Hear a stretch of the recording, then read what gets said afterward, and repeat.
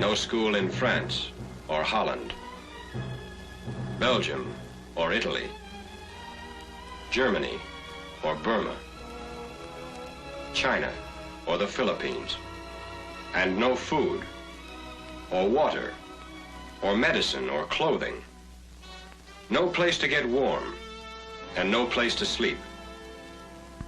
For these are refugees, everywhere a byproduct of war and a problem for Allied armies.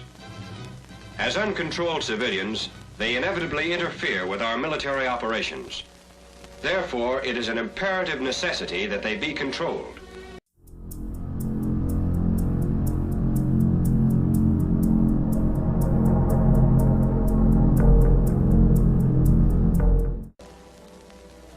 As unidentified individuals, some of these refugees may be criminals, hostile sympathizers, or enemy agents.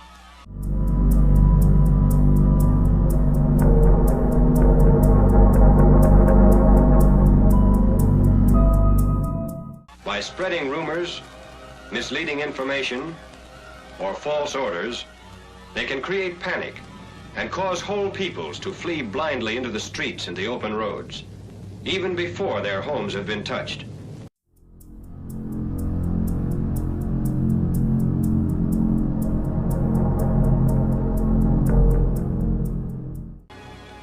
It's the same in every case, in every country. No matter where they're going or where they are, refugees are actually an uncontrolled crowd.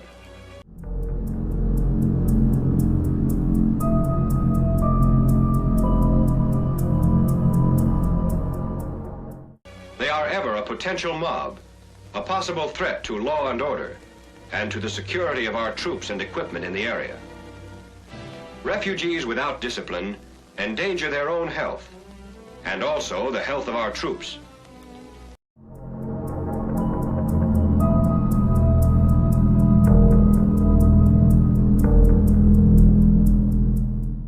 So for both military and humanitarian reasons, we must act quickly and decisively. The local commander, guided by the tactical situation, carries the plans into effect. Orders go down the line specifying exactly to what place the civilians will be evacuated and what arrangements have been made for receiving them. While extreme alertness is required in both cases, in conquered territories, the strictest vigilance and aloof discipline is absolutely essential.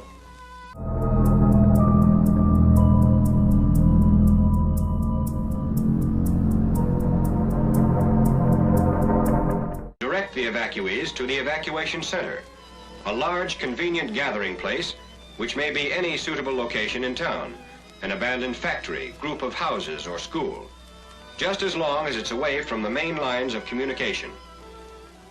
Or the area selected may be outside the town limits. Wherever it is, the military police stay right with the evacuees throughout each move. They remain alert, even while life is being made more bearable for these evacuees.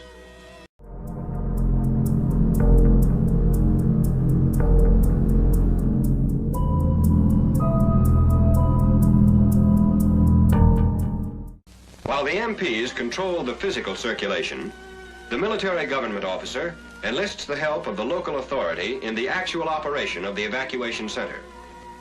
They contribute advice on the number of people to be evacuated, they help make records on each evacuee, and they interpret orders when any difficulty exists between the civilian population and military authorities.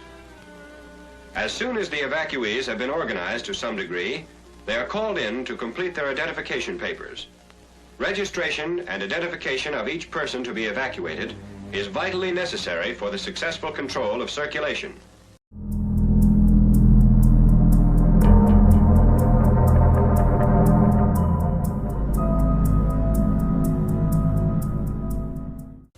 Available civilian agencies and military personnel, all working under the supervision of G5, carefully interrogate and process each individual. At this stage, a most careful check is made for thieves, spies, saboteurs, and collaborationists. At the same time, the military police search the town for any suspicious characters, who are rounded up, questioned, and held with any available witnesses for interrogation by the Counterintelligence Corps or the military government.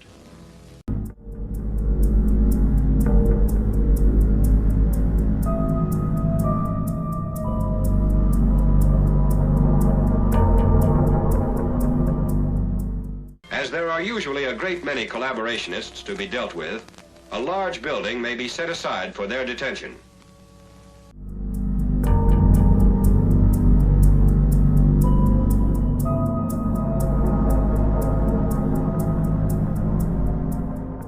They are given ration books so that individual families can draw their own separate rations and be able to cook for themselves. But ultimately, they must become self-sufficient and earn their keep in order not to burden the inhabitants of their foster town.